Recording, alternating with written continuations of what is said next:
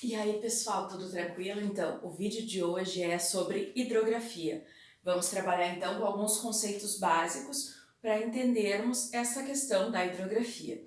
Então, começo com o conceito de bacia hidrográfica. O que é uma bacia hidrográfica? É a área toda drenada por um rio principal, seus afluentes e seus subafluentes. Então, olha aqui, ó, fiz um desenho, não repara que, né, meu desenho sabe como é que é. Então, o que acontece aqui nesse desenho? Eu represento o quê? O rio principal. Eu representei aqui o afluente e o subafluente. Esse tracejado aqui que eu fiz de verde, ele é o interflúvio. Interflúvio é a mesma coisa que divisor de águas, que é a parte o quê? Mais elevada da bacia. Então, o que vai acontecer? O que chover aqui dentro dessa área vai ser drenado por esse rio principal, seus afluentes e subafluentes. O que cair de água da chuva, né, a pluviosidade, que ficar em cima do divisor de águas, parte vai para dentro dessa bacia, parte vai para outra bacia. Tranquilo? Então, a bacia hidrográfica é toda essa área drenada por esse rio principal, seus afluentes e subafluentes. Tranquilo, gente? Não, atenção, a bacia hidrográfica não é só os rios, é toda essa área drenada, certo? Aqui coloquei um detalhezinho para vocês não se confundirem. Pluvial é diferente de fluvial. Pluvial é de chuva, fluvial é de rios, certo? Então, quando eu falo de erosão pluvial, eu estou falando de uma erosão que foi causada pela chuva. Quando eu falo de erosão fluvial, eu estou falando de uma erosão causada por um rio. Tranquilo até aí? Rio, então. Definição de rio, um curso de água superficial. Fiz aqui um desenho, não é um neurônio, tá, gente? A ideia é um rio. Então, eu tenho as nascentes ou cabeceiras, que é onde começa esse rio, tá? Onde ele nasce, ó, né? E geralmente sempre uma área mais elevada, né? Aí a gente fala as áreas mais a montante e as áreas mais a jusante, certo? Aí eu tenho o leito do rio, que é por onde ele corre, por onde ele cursa, né? Aqui eu fiz um leito praticamente não, ele tá reto, né? Existe na natureza exatamente assim, muito difícil, tá? Esse rio, para ser reto assim, ele teria que estar encaixado numa falha tectônica, tá? Em alguma área de falha. Caso contrário, a gente vai ter um relevo que vai também influenciar no formato do curso desse rio, certo? No formato do leito dele. E eu tenho a foz. A foz é o quê? É onde o rio acaba, certo? Ele pode acabar num outro rio, tá? Ele pode, o rio principal, aqui, o fim da bacia, esse ponto aqui, o exutório, né? Dessa bacia hidrográfica. Aqui nesse final eu poderia ter uma outra bacia maior, ou eu poderia ter um lago, ou eu poderia ter o próprio oceano, certo? Continuando na ideia da foz. A foz, então, é onde o rio termina. E aí eu tenho basicamente três tipos de foz. Eu tenho a foz em estuário, quando o rio termina num canal único, chegando até outro rio ou desaguando no mar, como é o caso do Rio São Francisco, que deságua no Oceano Atlântico, certo? Num estuário, num canal único. Aí eu tenho a foz em delta, tá? Que é quando há a formação de vários canais. Muitas vezes forma tipo como se fosse uma patinha de um pássaro, né? Por quê? Porque na formação desses vários canais formam como se fossem ilhas, e aí a gente tem a formação dos deltas. Um grande exemplo é o rio Nilo. Temos também o tipo de foz mista, quando eu tenho a combinação do estuário mais o delta. Então, é como formam-se bancos de sedimentos, né? E um grande exemplo é o rio Amazonas. O rio Amazonas ele é interessante porque as nascentes dele são de degelo, né? E ele percorre longas planícies até desaguar no oceano, certo? Continuando aqui, tipos de drenagem. Opa, vou mudar de lado aqui para ficar mais fácil de vocês observarem meus belíssimos desenhos. Tipos de drenagem, então. Eu tenho a drenagem exorreica, ou seja, exo para fora, que o rio vai desaguar direto no mar, direto no oceano, certo? Então ele deságua para fora do continente. Já a endorreica, o rio deságua no interior do continente. A questão do rio desaguar em outro rio, ou desaguar num lago ou numa laguna, certo? Então eu tenho esses tipos de drenagem. Tipos de drenagem é basicamente dentro ou fora do continente, certo? Quando é dentro, endorreica. Quando o desaguar é para fora do continente, para o oceano, é exorreica, certo? Tipos de canal, então. Coloquei aqui para vocês basicamente 3 tipos de canais, tá? Aqui quando eu falo do canal retilíneo, gente, observa aqui que nesse desenho tem meio que umas curvinhas.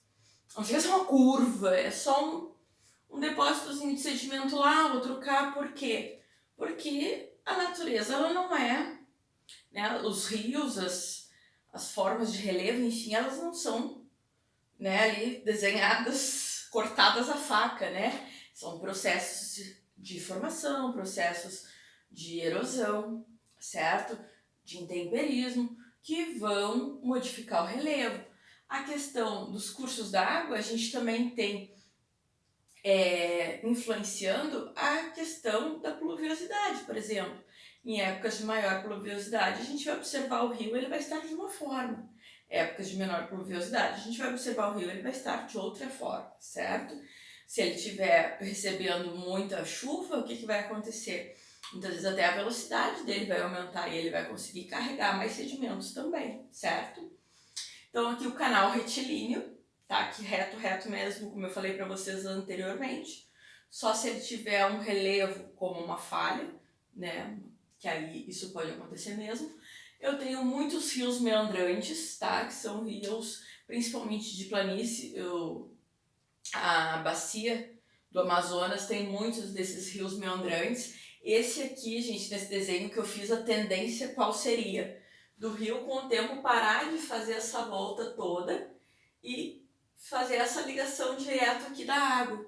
E aí o que a gente teria? A gente teria um meandro abandonado, teríamos um braço morto do rio, que muitas vezes formam tipo lagos em formato de ferradura, tá? Então é uma tendência, porque mesmo os corpos d'água estão em constante evolução, certo? Os processos na natureza, eles vão evoluindo. E aqui esse terceiro tipo de canal é o canal olha o nome, anastomosado, tá? E o que acontece? Os canais se entrelaçam, né? E formam entre eles algumas ilhas, algumas barreiras, alguns bancos de areia, certo? Então há esse entrelaçamento.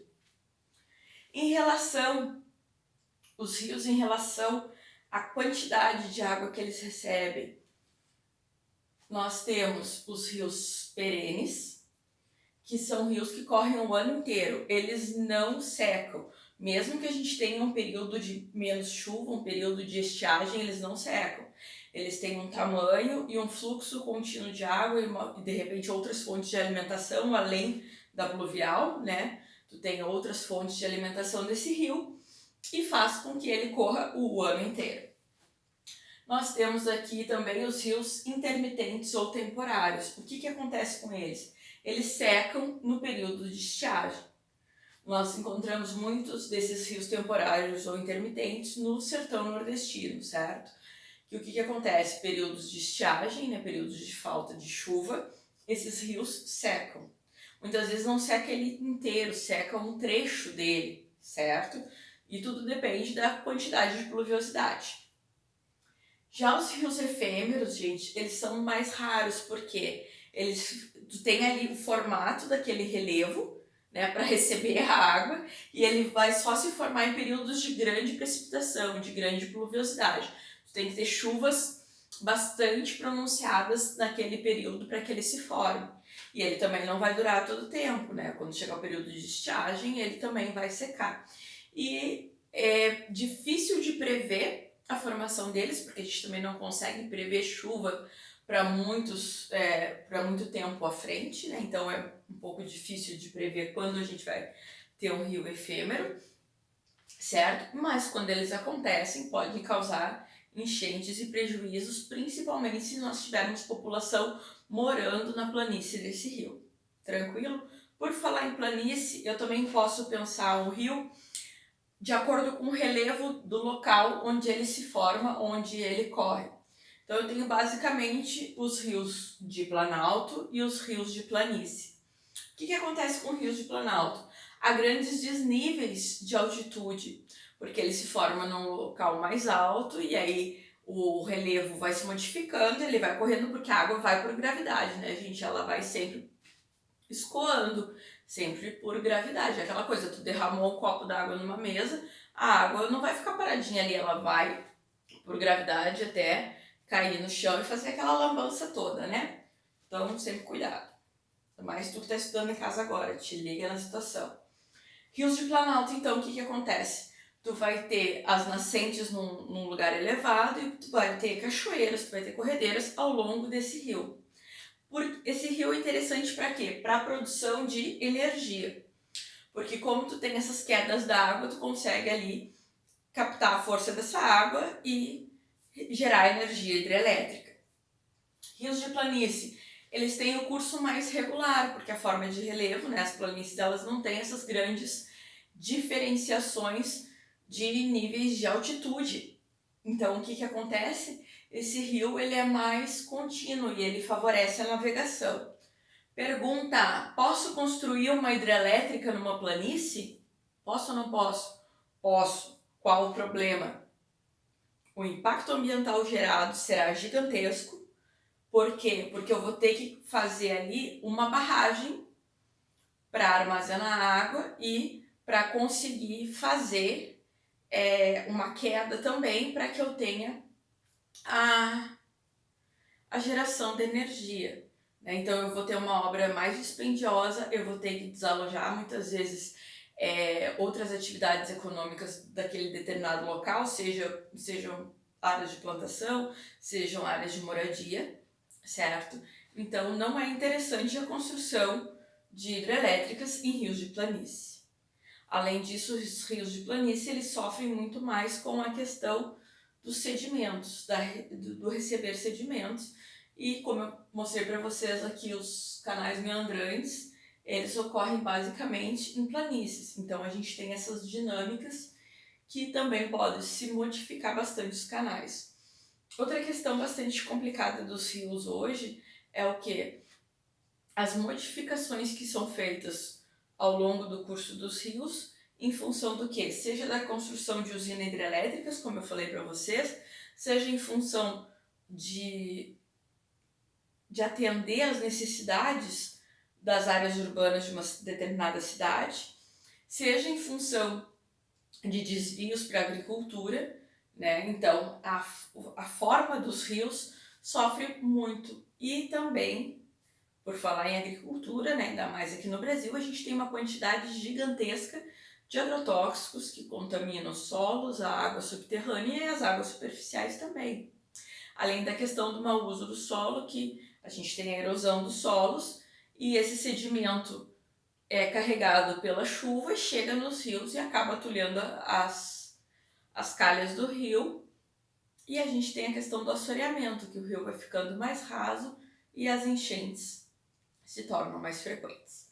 Certo, pessoal? Espero que vocês tenham entendido. Qualquer dúvida, preocupação, inquietação geográfica, pode me mandar um e-mail ou manda um direct lá no Instagram, @geografialinda, aproveita e segue lá. Se gostou do vídeo, dá um joinha aí pra prof, comenta aí embaixo, certo? Compartilha com aquele amiguinho que vai fazer o Enem. Tranquilo, galerinha? Eu vou dar licença agora para vocês fazerem o print da tela e para organizar no caderno, certo? Faz o print, galera! Fez o print? Beleza, então, galera. Beijo, tchau!